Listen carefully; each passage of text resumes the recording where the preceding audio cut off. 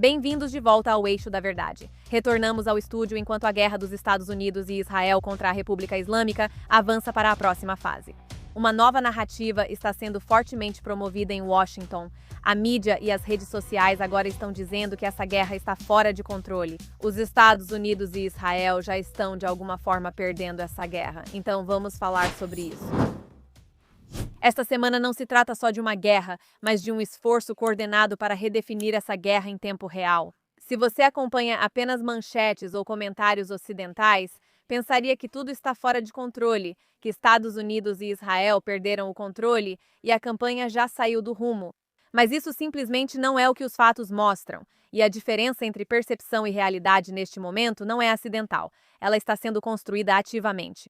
Comece pelo ponto mais básico que, de alguma forma, toda a mídia decidiu ignorar, que é o fato de que esta guerra está acontecendo há apenas algumas semanas. Como você viu, comentaristas agem como se a falta de colapso imediato indicasse algo errado, como se objetivos militares complexos, que envolvem desmantelar infraestrutura nuclear, degradar sistemas de mísseis e atingir redes do regime em múltiplos domínios, devessem ser concluídos instantaneamente. A guerra não funciona assim. Parece que a mídia ocidental perdeu a noção de como funcionam as guerras atualmente. Eles não têm senso de cronologia, não entendem a sequência e não têm paciência para operações que são planejadas para acontecer em fases. A expectativa parece ser que, se tudo não for resolvido imediatamente, então algo deve estar errado, algo deve ter falhado, o que não é realmente uma análise quando se trata de guerra, é ignorância. Veja o que os Estados Unidos realmente dizem sobre a campanha, pois isso importa mais do que a histeria da mídia nas redes sociais. Altos funcionários deixaram claro que os objetivos estão definidos e que está havendo progresso dentro desse contexto e que esses objetivos não são vagos nem indefinidos. Eles são específicos e mensuráveis.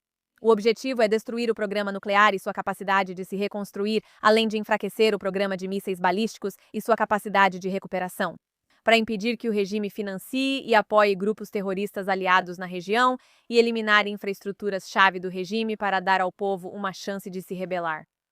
Tudo isso está no caminho certo. Isso é o que ocorre no terreno: ataques contínuos e focados em locais de produção de mísseis, instalações de drones, ativos navais, infraestrutura da Guarda Revolucionária Islâmica e sistemas de comando e controle essenciais para o regime operar local e regionalmente. Quando você observa todo esse quadro operacional, o que vê é uma campanha metódica degradando a capacidade camada por camada, não uma situação caótica fora de controle. Compare essa realidade com o que a mídia divulga. Você tem Piers Morgan dizendo para Trump sair da guerra o mais rápido possível, como se abandonar a campanha no meio do caminho de alguma forma trouxesse estabilidade. Você tem pessoas como Megyn Kelly tentando culpar Israel e sugerindo que os Estados Unidos estão sendo influenciados em vez de agirem por interesse próprio. Ninguém deveria morrer por outro país. Eu não acho que aqueles 4 militares morreram pelos Estados Unidos. Eu acho que eles morreram pelo Irã ou por Israel. E aí a Axios, campeã das fake news durante toda a guerra, publica um relatório destacando isso. J.D. Vance expressou ceticismo sobre as avaliações israelenses antes da guerra, o que foi imediatamente distorcido pela Axios em uma afirmação de que os Estados Unidos foram enganados ou arrastados para isso. E a prova, claro, é que os iranianos ainda não se rebelaram. Bem, esse argumento desmorona instantaneamente quando você olha para o que realmente aconteceu, porque o povo iraniano foi explicitamente orientado a não se revoltar ainda. Foram literalmente orientados ao contrário. O príncipe herdeiro Reza Pahlavi disse isso, o primeiro-ministro Netanyahu disse isso e o presidente Trump também disse isso. Na verdade, há poucos dias, o comandante do CENTCOM, Brad Cooper, reforçou isso, deixando claro que o momento de qualquer levante interno faria parte de uma sequência estratégica mais ampla aos olhos dos Estados Unidos, veja só. Minha mensagem principal é esta. Antes de tudo, estamos atacando o regime e a República Islâmica, não o povo maravilhoso. A segunda coisa é, continuem seguindo nossos conselhos. Já emitimos várias mensagens dizendo, cuidado, o governo não se importa com vocês. Eles lançam mísseis e drones de áreas ocupadas. Fiquem em locais fechados por enquanto. Terceiro, haverá um sinal claro em algum momento, como o presidente indicou, para que vocês possam sair. Exatamente. Agora, isso é super crucial porque mostra que o que estamos vendo dentro do Irã agora não é hesitação e certamente não é fracasso. É disciplina dentro de uma abordagem coordenada, onde a pressão é aplicada externamente primeiro, o regime é enfraquecido estruturalmente e só então se abre espaço para a ação interna. Será que isso será suficiente? Ainda não sabemos, mas esse é o plano para o que está por vir. Isso revela uma operação psicológica para manipular o público americano, liderada por pessoas como Joe Kent. Sobre ele, pergunto novamente, como perguntei na semana passada, quem está financiando ele? De qualquer forma, quando os críticos perguntam por que eles não estão se levantando, eles ignoram o fato de que as pessoas às quais se referem foram explicitamente orientadas a esperar e que essa espera faz parte do plano. Agora, passando para o próximo pânico fabricado, que é a fixação constante em tropas terrestres dentro do Irã. De poucas em poucas horas, parece surgir uma nova onda de comentários sugerindo que a situação caminha para um novo Iraque, com invasão iminente e algum tipo de plano de ocupação de longo prazo, transformando-se em uma guerra sem fim. Mas toda essa linha de argumentação é baseada ou em um mal-entendido, ou, em muitos casos, em uma distorção deliberada dos fatos. Sim, há discussões neste momento sobre forças de operações especiais e elementos terrestres limitados, o que francamente não deveria surpreender ninguém. Essas discussões estão ligadas a objetivos muito específicos e de alto valor, incluindo proteger locais críticos, como a ilha Karg, essencial para os fluxos globais de energia, ou potencialmente agir para proteger ou remover aquele urânio altamente enriquecido, os 400 quilos, para evitar uma escalada ou proliferação pela República Islâmica. Agora, ambas são missões direcionadas e com prazo definido, ligadas a necessidades estratégicas dos Estados Unidos. Juntar isso com o que aconteceu no Iraque é, sinceramente, uma análise preguiçosa. O Iraque envolveu uma invasão em grande escala, uma ocupação prolongada e uma tentativa de reconstruir todo um sistema político ao longo de vários anos. O que está sendo discutido aqui são operações limitadas, ligadas a objetivos claramente definidos, sem indicação de ocupação ou governança de longo prazo. Sem falar no fato de que o Irã não é nada parecido com o Iraque. Eles têm uma história completamente diferente. São um povo diferente. E ao contrário do Iraque, o Irã tem um histórico de ser uma nação amigável ao Ocidente, bem estruturada e progressista na comunidade global. Talvez o mais importante seja que o povo iraniano é quem está liderando toda essa iniciativa. Não é uma intervenção estrangeira com uma desculpa que, você sabe, alguém inventou para derrubar líderes específicos. E ainda assim, essa distinção está sendo constantemente apagada porque Iraque é uma palavra fácil de usar se o objetivo é encerrar o debate em vez de lidar com os fatos e a realidade no terreno em uma situação complexa. Ao mesmo tempo, a posição de Israel tem sido tão consistente que chega a ser quase ignorada. Israel repetidamente afirmou que a mudança de regime no Irã cabe ao povo iraniano. Isso não mudou e não é novidade. E nenhuma quantidade de acusações de pessoas como Joe Kent vai mudar essa realidade. O objetivo desta guerra é enfraquecer o regime para que deixe de ser uma ameaça regional e global, criando condições para uma possível mudança interna. Esse é o contexto. Agora reflita sobre o que de fato impulsiona essa reação, pois vai além de um simples desacordo. Há desinformação e, do outro lado, há privilégio. Primeiro, a desinformação é a reciclagem constante de comparações ruins e narrativas enganosas, seja sobre o Iraque, seja sobre alegações de que os Estados Unidos foram arrastados para isso por Israel, ou ainda a ideia de que prazos medidos em semanas de alguma forma indicam fracasso ou um atoleiro. E então há privilégio, especialmente nos Estados Unidos, onde gerações cresceram sem experimentar a guerra de forma significativa. Sem entender a necessidade de dissuasão e sem precisar pensar sobre o que acontece quando regimes hostis podem operar sem qualquer controle. E por isso, a reação muitas vezes é desinformada e emocional, mas essa perspectiva ignora completamente a alternativa, que é permitir que um regime que passou décadas construindo redes terroristas por procuração, atacando americanos, desestabilizando regiões e expandindo sua influência, siga operando sem grandes restrições.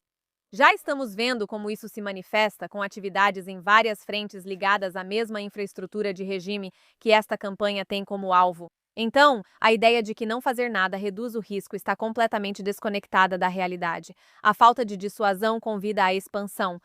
E essa expansão não fica contida ao território iraniano ou mesmo ao Oriente Médio. Quando você ignora o barulho, as manchetes e as tentativas de redefinir essa guerra em tempo real, resta uma campanha que avança conforme o planejado, com seus objetivos, degradando as capacidades do regime em múltiplos domínios e fazendo exatamente o que foi planejado para fazer dentro de um cronograma que, mais uma vez, é medido em semanas. Em outras palavras, os Estados Unidos e Israel estão mandando muito bem em todos os aspectos certos. O público americano e a mídia deveriam francamente calar a boca e agradecer, em vez de inventar que estamos perdendo, o que não é verdade. Agora vamos para o Líbano. Esta história exemplifica como uma narrativa pode se firmar rapidamente antes dos fatos serem analisados e por que é importante desacelerar e avaliar o ocorrido, em vez de reagir a uma palavra carregada. Na semana passada, vimos um ataque aéreo israelense no sul do Líbano que matou 2 pessoas, Ali Shuaib e Fátima Fatouni. E em poucos minutos, a narrativa em grande parte do ecossistema da mídia já estava definida. Israel atacou jornalistas. Essa narrativa se espalhou rapidamente porque é emocionalmente poderosa e também tem implicações legais. E uma vez que ela se estabelece, fica muito difícil de desfazer, mesmo quando novos fatos vêm à tona. Então, vamos começar com o que realmente se sabe. Ali Shuaib é uma figura de longa data na rede Al-Manar do Hezbollah. Agora, a Al-Manar não é um veículo de mídia neutro. Na verdade, ela foi designada pelos Estados Unidos como uma entidade terrorista especialmente designada, parte formalmente da infraestrutura do Hezbollah, e funciona como um braço de propaganda e operacional dessa organização terrorista designada pelos Estados Unidos. Agora, essa designação não é simbólica. Ela reflete anos de evidências de que a rede tem sido usada para recrutamento, para divulgação de mensagens e para apoio às atividades do Hezbollah. Segundo as forças de defesa de Israel, Shoaib não tinha só função midiática na rede. Ele também era um agente de inteligência dentro da força de elite Radwan do Hezbollah. Ele estava operando sob o disfarce de jornalista da Al-Manar. Agora, a Força Radwan não é um braço político, nem uma entidade de mídia. É uma unidade especializada dentro do Hezbollah, responsável por operações ofensivas, incluindo atividades transfronteiriças e missões de alto risco. Isso importa porque, segundo o direito humanitário internacional, a proteção concedida aos civis, incluindo jornalistas, não é determinada pelo cargo. Ela é determinada pelo status e pela conduta. Membros de grupos armados organizados são considerados combatentes ou participantes com função contínua de combate. Essa é a terminologia exata, o que significa que eles não se beneficiam da proteção conferida aos civis, independentemente de também exercerem funções na mídia. Agora, analistas jurídicos que analisaram esse tipo de caso apontam consistentemente para esse padrão, que uma vez que um indivíduo está integrado a um grupo armado e contribui para ele em sua capacidade militar, a presunção de proteção como civil não se aplica mais segundo o direito internacional. Agora, mesmo além da filiação formal, a lei também é clara ao afirmar que a participação direta nas hostilidades retira a proteção civil durante o período dessa participação. Isso inclui coleta de informações, vigilância, transmissão de dados que tenham valor militar ou coordenação com combatentes. E esses não são conceitos abstratos. Essas situações são tratadas nas orientações do Comitê Internacional da Cruz Vermelha e em interpretações reconhecidas das leis dos conflitos armados.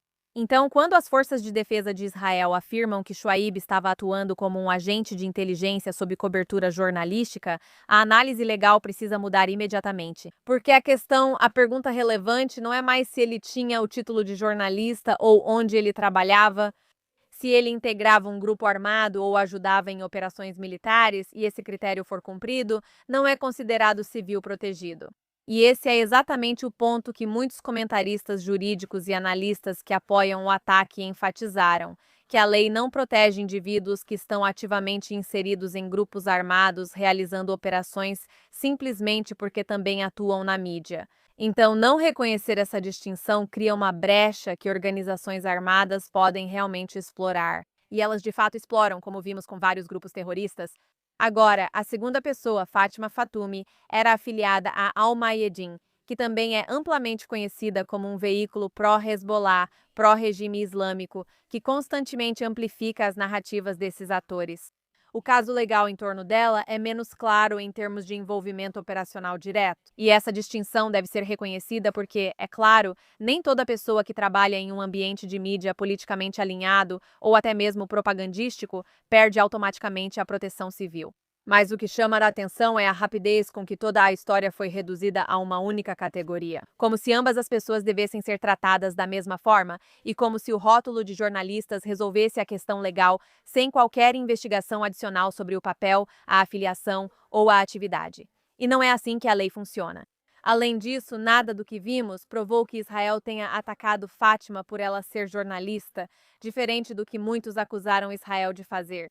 Então, quando se trata de analisar eventos como esse, não é sério o que estamos vendo na grande mídia. E o que muitos especialistas jurídicos apontaram em casos semelhantes é que o abuso dessas categorias protegidas é uma tática conhecida por vários grupos armados, justamente porque isso complica as decisões sobre alvos.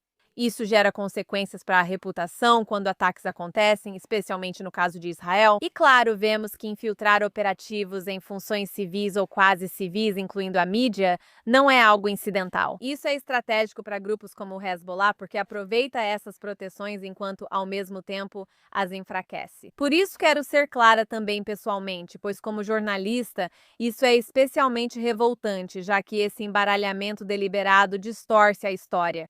Isso coloca em risco pessoas como eu que trabalham de boa fé, quero dizer, jornalistas de verdade que entram em zonas de guerra sem armas, sem proteção além da própria lei, contando com o entendimento de que são civis e que o papel deles ali é documentar, não participar. Quando grupos armados usam o jornalismo como disfarce e agentes como Ali Shuaib se apresentam como membros da imprensa enquanto atuam em inteligência ou operações militares, destroem essa distinção. E isso, na verdade, torna todo jornalista legítimo mais vulnerável nessas áreas. Porque da próxima vez que alguém segurar uma câmera, teremos que nos perguntar: está documentando ou operando? E essa ambiguidade coloca vidas em risco em zonas de guerra. Isso piora quando organizações de mídia não reconhecem a diferença e reforçam que qualquer pessoa com afiliação à imprensa é automaticamente um civil protegido, independentemente do que faz. Agora, ao observar a reação a esse ataque, quero dizer, você viu uma indignação imediata em torno da liberdade de imprensa, sobre o suposto ataque direcionado a jornalistas, como mencionei, e sobre a ideia de que isso representa uma violação das normas internacionais. Grande parte dessa indignação vem de uma compreensão incompleta ou deliberadamente simplificada de quem eram essas pessoas e da aplicação da lei a elas. Porque se um dos indivíduos era, como foi noticiado, um agente da Força Radwan do Hezbollah operando sob disfarce de jornalista, então o arcabouço legal não o trata como um civil, e o ataque não pode ser avaliado apenas com base nas proteções jornalísticas. Aliás, aqui está ele com o uniforme da Radwan. Isso não quer dizer que todo ataque seja automaticamente justificado. Isso não elimina a necessidade de proporcionalidade ou verificação segundo o direito dos conflitos armados, mas muda fundamentalmente a categoria do alvo. E essa parte não está sendo contada na mídia. Então, o que você está vendo aqui não é apenas um desacordo sobre um único incidente. É uma falha mais ampla ou, em alguns casos, uma recusa de lidar com os padrões legais reais que regem o conflito armado. E isso combinado com o ambiente da mídia, que prioriza a narrativa em vez da precisão e exatidão. Em uma guerra onde a informação é disputada como território, essa distinção realmente pode fazer a diferença na compreensão do público. Quando você não consegue mais distinguir com clareza civis de combatentes, perde a base para qualquer conversa significativa sobre o que vem depois, que é exatamente o que vemos acontecendo na mídia agora, assim como, é claro, nas redes sociais. E com isso, vamos encerrar com chave de ouro com o bom, o ruim e o feio. Começando pelo feio, e é aqui que a máscara realmente cai. Porque após tudo que discutimos, a manipulação da mídia, o apagamento dessas distinções e o uso indevido da linguagem, esta semana você viu algo que corta tudo isso e expõe o que esse sistema realmente é. Há relatos e imagens confiáveis mostrando que milícias apoiadas pela República Islâmica estão se deslocando do Iraque para o próprio Irã para apoiar o regime. E isso não é um detalhe pequeno ou um acontecimento secundário. É uma mudança fundamental que mostra exatamente como as coisas estão agora. Não se trata de influência, financiamento ou coordenação remota. Estamos falando de combatentes estrangeiros atravessando fisicamente a fronteira e entrando no Irã para reforçar o regime em um momento de pressão. E isso só acontece quando um governo já não tem mais confiança em sua própria capacidade de manter o controle sozinho. Isso revela um regime cada vez mais dependente de forças externas para se sustentar internamente. Isso destrói uma das principais narrativas que o regime tenta promover há décadas, a de que se opõe à interferência estrangeira e defende a soberania iraniana. Por mais de 40 anos, o regime fez exatamente o oposto em toda a região, formando o Hezbollah no Líbano, infiltrando milícias no Iraque, sustentando Assad na Síria e apoiando os Houthis no Iêmen, criando toda uma rede transnacional projetada para interferir em outros países e projetar poder, ou melhor, terror, para além de suas fronteiras. Essa sempre foi a realidade, mas agora está se voltando para dentro de um jeito impossível de ignorar. Quando essa rede é redirecionada ao Irã e essas milícias iraquianas estão sendo trazidas para apoiar o regime, não se trata apenas de um governo que não representa seu povo. Você está vendo um sistema que escolhe ativamente depender de atores estrangeiros em vez da própria população para salvar a própria pele.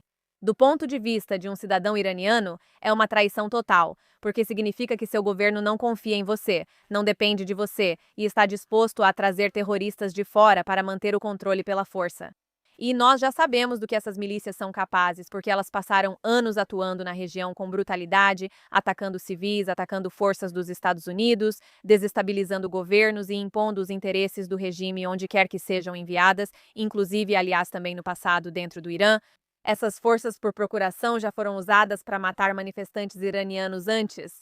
Então, a ideia de que essas mesmas forças possam agora ser usadas novamente dentro do Irã contra civis iranianos deve ser profundamente alarmante, e o mundo inteiro deveria estar ciente disso. Ao mesmo tempo, isso mostra exatamente até onde, mais uma vez, esse regime está disposto a ir para se manter no poder. Isso também enfraquece qualquer alegação de legitimidade do regime, pois um governo que importa terroristas estrangeiros para sobreviver a uma crise não age como autoridade nacional. Está funcionando como um mecanismo de sobrevivência, priorizando sua própria continuidade em vez do povo que afirma representar. Então, toda essa retórica sobre soberania, independência e resistência desmorona completamente diante da realidade, porque você não pode afirmar que está defendendo sua nação enquanto, ao mesmo tempo, traz milícias estrangeiras para controlá-la e matar seus próprios cidadãos. Então, quando as pessoas perguntam como é o lado feio da guerra, é isso aqui. Um regime que passou décadas construindo uma rede regional de terror, usando essa mesma rede para se estabilizar internamente e para assassinar cidadãos iranianos. Um regime que sempre interferiu em outros países agora faz isso internamente. E um regime que, quando posto à prova, revela que sua lealdade não é ao povo iraniano, mas sim à sua própria sobrevivência a qualquer custo. Não é só feio, também é esclarecedor, porque mostra exatamente o que o sistema é quando a pressão é real. E falando em pressão, nossa notícia ruim desta semana não é muito melhor. Isso deveria acabar com qualquer ilusão sobre o regime e seu funcionamento, pois o que se vê agora não é novo, mas a continuação de um padrão de décadas. A República Islâmica anunciou esta semana que agora está recrutando crianças de apenas 12 anos para seu aparato de segurança, colocando-as em patrulhas, postos de controle e funções de repressão interna ligadas à Guarda Revolucionária e às redes Basij. Já está sendo noticiado por vários veículos ligados ao regime, ou seja, eles mesmos admitem isso. Essas são funções reais dentro de um sistema projetado para monitorar, controlar e, se necessário, reprimir a população durante períodos de guerra. E se isso soa chocante, deveria, mas não deveria parecer algo desconhecido. Afinal, este é o mesmo regime que, na guerra Irã-Iraque, usou crianças em grande número e, em alguns casos, enviou meninos de 12 anos aos campos de batalha e campos minados, sendo usados para abrir caminho às tropas. Há relatos documentados de crianças recebendo chaves de plástico para o paraíso e sendo enviadas à frente com a promessa de que morrer garantiria a entrada no céu. O que diz tudo sobre como esse regime historicamente justificou sacrificar sua própria juventude? Para esclarecer, isso não era algo isolado. Dezenas de milhares de crianças, muitas de comunidades pobres influenciadas por escolas e propaganda, estavam envolvidas, e muitas nunca voltaram, o que mostra que o que vemos hoje não é um desvio desse sistema. É o mesmo sistema sob pressão, voltando ao que sempre fez. E do ponto de vista legal, não há ambiguidade aqui. A lei internacional deixa claro que crianças não podem ser usadas em funções militares, paramilitares ou de apoio em ambientes de conflito.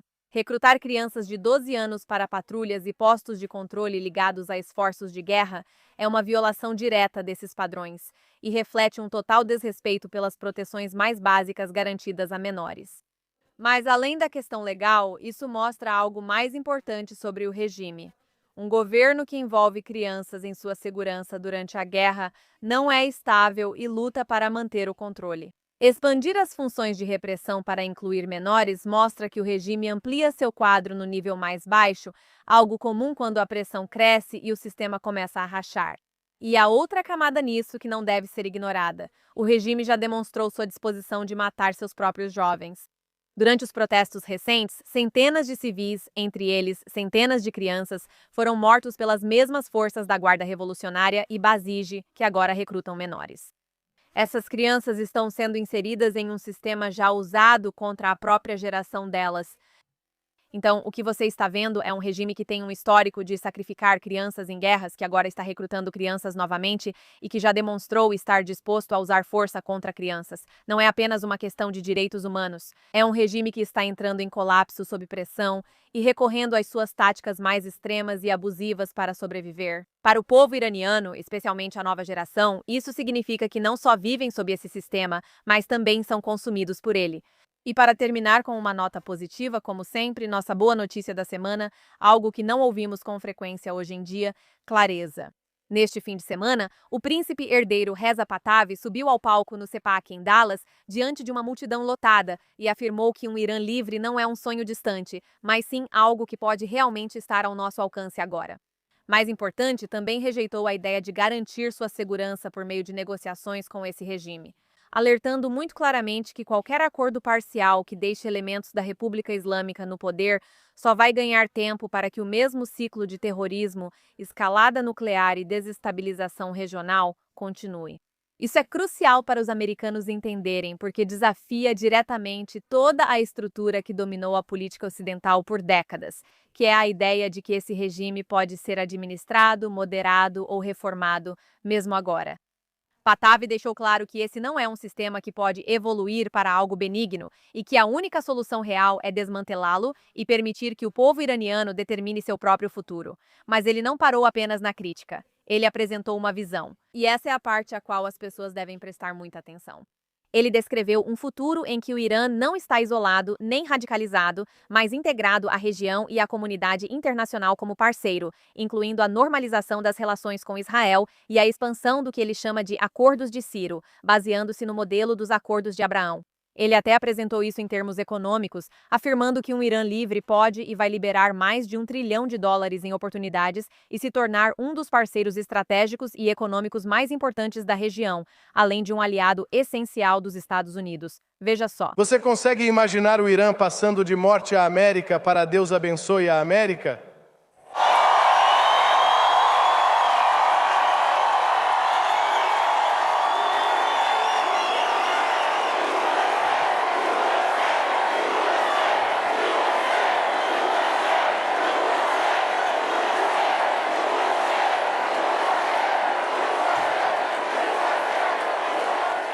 É uma resposta e tanto. Adoro ver isso.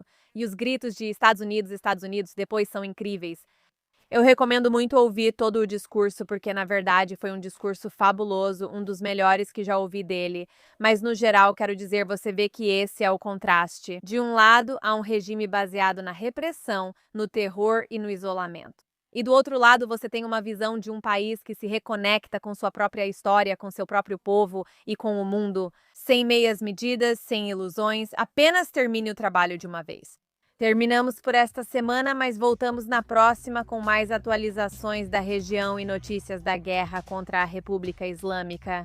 Você também pode acompanhar nosso boletim JNS sobre a guerra com o Irã durante todo o conflito, a cada poucos dias, com as atualizações mais recentes. E como sempre, se você acha que tem uma história que devemos cobrir, pode me encontrar nas redes sociais como Emily K. Schrader ou no Instagram como Emily in Tel Aviv. Até a próxima, nos vemos aqui mesmo no Axis of Truth.